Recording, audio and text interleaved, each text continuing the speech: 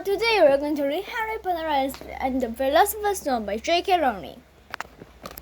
Okay, we're going to start a new chapter now. Chapter 2, The Vanishing Grass. Nearly 10 years had passed since the Dursleys had woken up to find their nephew on their front step, but Privet Drive had hardly changed at all. The sun rose on the same tidy front gardens and lit up the brass number 4 on the Dursleys' front door. It crept into the living room, which was almost exactly the same as it had been on the night when Mr. Dursley had seen the fateful news report about the hours. Only the photographs on the mantelpiece really showed how much time had passed. 10 years ago, there had been lots of pictures of what looked like a large pink beach ball wearing different colored vomit hats. But Dudley Dursley was no longer a baby, and now the photograph showed a large bunny boy riding his first bicycle on a rodent board at the fair, playing a computer game with his father, being held and kissed by his mother. The room had no sign at all that another boy lived in the house too. Yet Harry Potter was still there, asleep at the moment, but not for long. His Aunt Petunia was awake, and it was her shrill voice which made the first noise of the day. "Up! Get up now!" Harry woke with a start. His aunt rapped on his door again. "Up!" she screeched. Harry heard her walking towards the kitchen, and then the sound of the frying pan being put on the cooker. He rolled onto his back and tried to remember the dream he had been having. It had been a good one. There had been a flying motorbike in it. He had a funny feeling he'd had the same dream before. Yeah. His aunt was back outside the door. "Are you up yet?" he demanded. "Nearly," said Harry. "Well, get a move on. I want you to look after the bacon, and you don't dare burn. I want everything put back on Dudley's birthday." Harry groaned. "What did you say?" his aunt snapped through the door. Nothing. Dudley's birthday. How could he have been forgotten?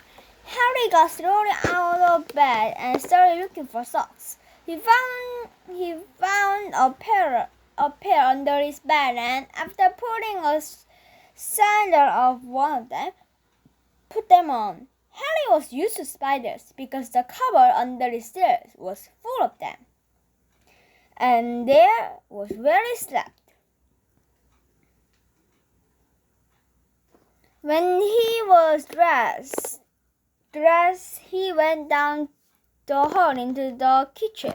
The table was almost hidden beneath all Dudley's birthday presents. It looked as though Dudley had got the new computer he wanted, not to mention his second television and the racing bike. Exactly why Dudley wanted a racing bike was a mystery to Harry, as Dudley was very fat and hated exercise, unless of course it involved punching somebody. Dudley's favorite punching bag was Harry, but he couldn't often catch him. Harry didn't look it, but he was very fast. Perhaps it had something to do with living in the dark cupboard, but Harry had always been small and skinny for his age. He looked even smaller and skinnier than he really was, because all he had to wear were old clothes of Dudley's, and Dudley was about 4 times bigger than he was. Harry had a thin face, knobbly knees, black hair, and bright green eyes. He wore round glasses, held together with a lot of spell tape, because all the times Dudley had punched him on the nose. The only thing Harry liked about his own appearance was a very thin scar on his forehead, which was shaped like a bolt of lightning. He had had it as long as he could remember, and the first question he could ever remember asking his Aunt Petunia was how he had got it.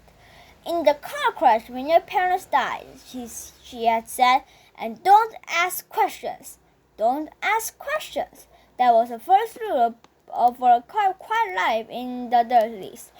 Uncle Vernon entered the kitchen as Harry was turning on the bacon. "Comb your hair!" he barked, by way of a warning greeting. About once a week, Uncle Vernon looked up at the top of his newspaper and shouted that Harry needed a haircut. Harry must have had more haircuts than the rest of the boys in his class put together, but it made no difference. His hair simply grew that way, all over the place. Harry's frying asked by the time Dudley arrived in the kitchen with his mother. Dudley looked like Uncle Vernon. He had a large pink face, not much neck, small watery blue eyes, and thick brown hair that lay smoothly on his desk. The thick bat hat. Aunt Petunia often said that Dudley looked like a baby angel. Harry often said that Dudley looked like a pig in a wig. Harry put a plate of eggs and bacon on the table, which was difficult as there wasn't much room. Dudley, meanwhile, was counting his presents. His face fell. 36, he said, looking up at his mother and father. "That's 2 less than last year." "Dudley, you haven't got the Auntie Marge's present. See, it's under here, under this big one from Mommy and Daddy." "All right, 37 then," said Dudley, growing red in the face. Harry, who could see a huge Dudley tantrum coming on, began wolfing down his bacon as fast as possible in case Dudley turns the table over. Aunt Petunia obviously sensed danger too, because she said quickly, "And we'll buy you another 2 presents while we're out today. How's that, Pumpkin? 2 more presents. Is that all right?" Dudley thought for a second. It looked like hard work. Finally, he said slowly, "So I'll have 39, sweet Thomas," said Aunt Petunia.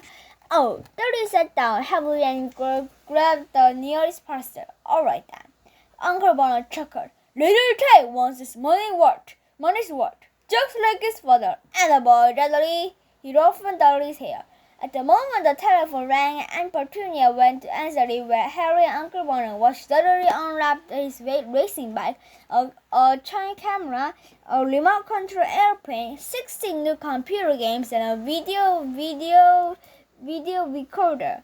He was wiping the paper of a gold wristwatch when Aunt Petunia came back from the telephone, looking both angry and worried. "Bad news, Vernon," she said. "Mrs. Fig broke her leg. She can't take him." She jerked her head in Harry's direction.